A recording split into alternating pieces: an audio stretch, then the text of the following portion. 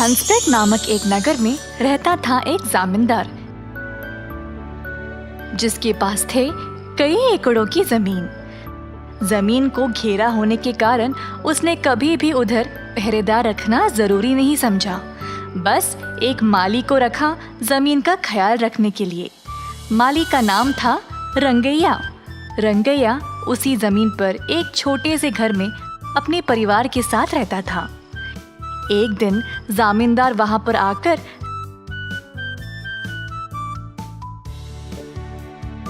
रंगैया से पूछने लगा कि काम कैसे चल रहा था। हम इस जमीन पर एक बड़ा सा बंगला बनाने वाले हैं। तुम्हें नजर रखना पड़ेगा कि सारा काम ठीक से चल रहा है कि या नहीं। सच में सर जी, ठीक है।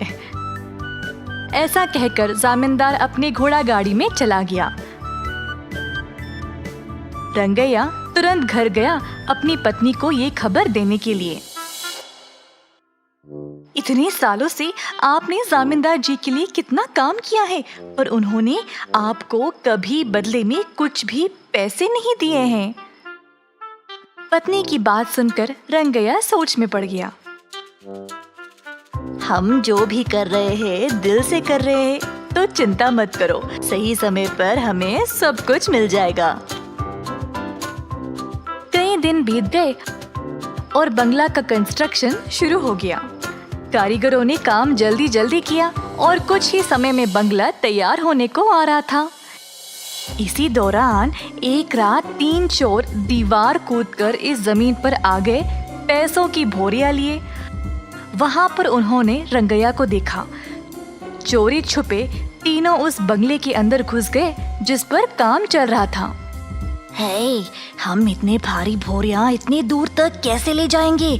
क्यों ना हम यहीं कहीं इन पैसों को गाड़ दे और कोई निशानी रख दे। हाँ, ये ठीक रहेगा और किसी को शक भी नहीं होगा कि इधर हमने पैसे छुपाए हैं। पर हम यहाँ कहाँ गाड़ेंगे? जब ये मकान पूरा हो जाएगा तो सब कुछ बदलेगा ना, फिर हम शायद पैसों को वापस ढूंढ नहीं पाएंगे। फिर हम बंगले के ठीक बाहर गड्ढा खोदकर उसमें पैसे छुपा देंगे और उसी स्थान पर एक छोटा सा पेड़ लगा देंगे। हाँ, तो फिर हम पैसे लेने वापस कब आएंगे? 2-3 दिनों में सब लोग इन पैसों के बारे में भूल जाएंगे, फिर हम आकर ले लेंगे। योजना के अनुसार तीनों चोर बंगले के बाहर आए। एक चोर गड्ढा खोदने लगा और बाकी के 2 नजर रख रहे थे कि कोई आ रहा कि नहीं। रंगैया ने अपना भोजन किया और घर के बाहर आया। जब उसने 3 आदमियों को पेड़ों के पीछे देखा, रंगैया ने छुपके देखा कि वह क्या कर रहे थे। मैंने तो सब कारीगरों को भेज दिया था, अब ये लोग कौन हैं? रंगैया ने देखा कि 3 आदमी गड्ढा खोदकर अंदर बोरियां छुपा रहे थे और ऊपर एक छोटा सा पेड़ लगा दिया। सब लोग याद रखो कि हमने पैसे यहाँ पे छुपाए हैं। अच्छा, तो उन बोरियों में पैसे हैं। काम खत्म करने के बाद तीनों चोर वहाँ से भाग गए। तुरंत रंगैया गया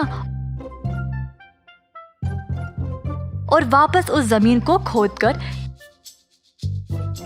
पैसों की बोरियों को बाहर निकाला। जब उसने इतने पैसे देखे तो वह खुशी से झूम उठा। वह पैसे की बोरियों को घर ले गया और अपनी पत्नी को दिखाना चाहा, पर तब तक वह सो चुकी थी।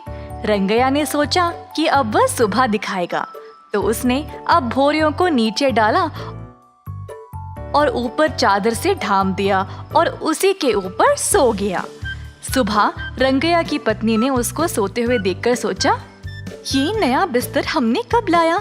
कल तक तो नहीं था। जब उसने रंगैया को जगाया और चादर हटाकर देखा तो इतने सारे पैसे देखकर वह चौंक गई। तुम्हें ये नया बिस्तर लगा? अरे नहीं, ये तो पैसों के बोरियां हैं। पर आपको रातों रात इतने सारे पैसे कहाँ से मिले? रंगैया ने रात की सारी घटना सुनाई। तुम्हें बहुत चिंता थी ना पैसों का। अब जितना भी पैसा हमको चाहिए हमारे सामने ही है, ले लो। ये आप क्या बोल रहे हो?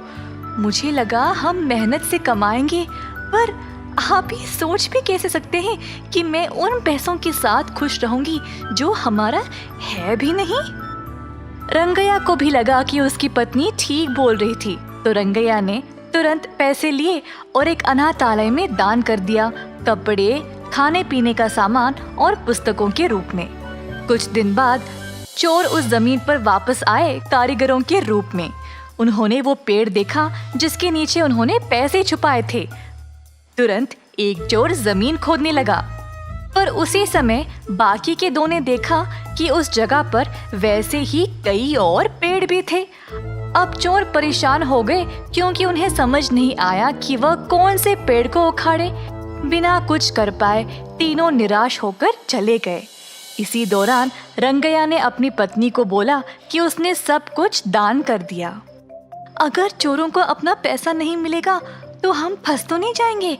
इस जमीन पर हमारे अलावा और कोई नहीं रहता है, तो इंजाम हम पे ही आएगा ना पैसे चुराने का। हम किसी मुसीबत में फंस तो नहीं जाएंगे। हम पर इल्जाम लगाने के लिए उनके पास कोई कारण नहीं होगा। मैंने वही पेड़ जैसा और कई पेड़ उस जगह लगा दिए।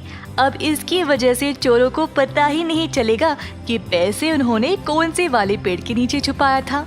अब हर एक पेड़ तो उखाड़ते नहीं फिरेंगे ना वो चोर। इस कहानी में हम ये देखते हैं कि चोरी के पैसे खुद के पास रखने से बेहतर है कि हम उसको दान कर दें। यही एक अच्छी सोच होगी।